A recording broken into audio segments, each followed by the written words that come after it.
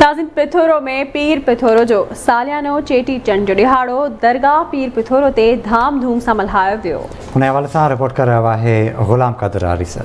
पीर पिथोरो जो सालियानो चेटी चंड जो ॾियारो दरगाह पीर पिथोरो ते वॾे धाम धूम सां मल्हायो पियो वञे, जंहिंमें सिंध जे कुंड कुड़च खां हज़ारनि जे तइदाद में हिंदू बिरादरी जा मुरीद, नौजवान, पोड़ा, औरतूं ऐं मासूम ॿार केतिरा ई ॾींहं पहिरें पंधु करी सख़्त गर्मी ततल काड़े में दरबार पीर पिथोरे ते सखाऊं खणी दर्शन करण लाइ पहुची विया आहिनि। दरगाह पीर पिथोरे ते आयल हज़ारे मुरीदनि अक़ीदतमंदनि खे दरगाह पीर पिथोरो शेवा मंडली पारां रिहाइश, खाधे पीते, मेडिकल समेत तमामु सहूलियतूं मुहैया कयूं पियूं वञनि। इन साल तमामु धाम धूम सां लॻो आहे।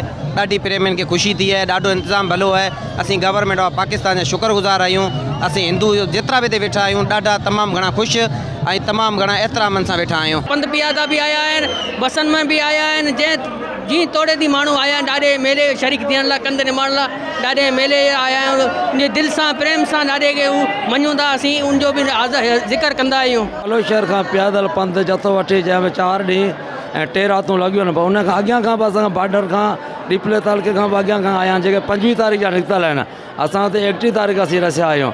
बाक़ी जेके नज़र मुर्शिदनि जूं मोहबतूं आहिनि, जो 2 साल मेलो न लॻो, जे करे असां तमामु परेशान हुआसीं ऐं असां तक़रीबन 2006 खां इहो पैदल काफ़िलो असां जमात शुरू कई आहे। हीउ असांजो मेघवाड़ बिरादरी जो जेको आहे हीउ मेलो जेको आहे पीर पिथोरे साहिब जो, हीउ वॾे में मेलो आहे एशिया खंड जो। हिते केतिरा ई माण्हू अचनि था, लाखें तइदाद में अचनि था, ॿोड़ा ॿुढा ॿार नंढा वॾा। हिते अचण खां पोइ रूहानी सुकून मिलंदी आहे। जंहिंजूं दिलि जूं मुरादियूं जेको हूंदियूं आहिनि, ख़्वाहिशूं हूंदियूं आहिनि, उहे हिते अची पूरी थींदियूं आहिनि। हीअ असांजी कैंप हर चंड हर महीने ते लॻंदी आहे ऐं हर चेटी चंड ते लॻंदी आहे। हीअ मेडिकल कैंप मुसलसल 3 ॾींहं आहे।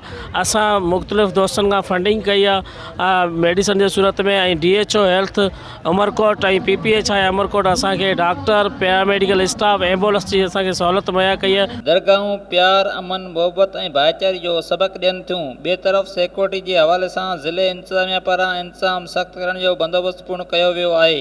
कैमरामैन असद अली सोमरो सां गॾु ग़ुलाम क़ादिर आरिसर, आवाज़ TV न्यूज़, पिथोरो।